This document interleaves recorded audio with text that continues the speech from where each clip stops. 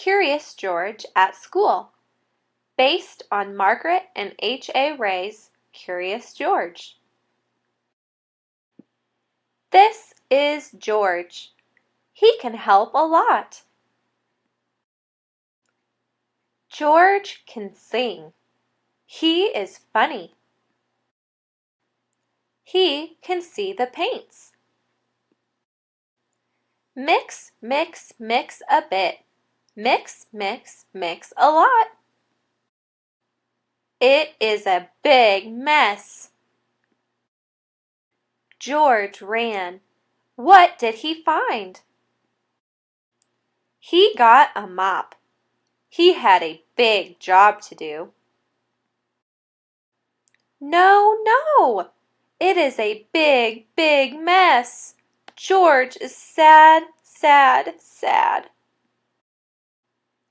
Kids help him do a big job. They can help him a lot. He is not sad. The end. Sequence of events. In Curious George at School, you read about what happens to George at school. Authors write what happens in certain order. Think about what happens first, next, and last as you read. You can use a flowchart to show the order of important events in the story. Think about what happens first in the story. Then think about what happens in the middle of the story.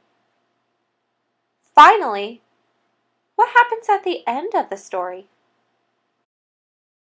Now, boys and girls, I'd like for us to think about these 3 questions. Number 1, how does George try to help?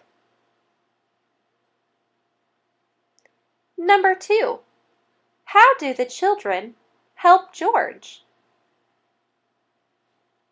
And number 3, how is George's school like your school?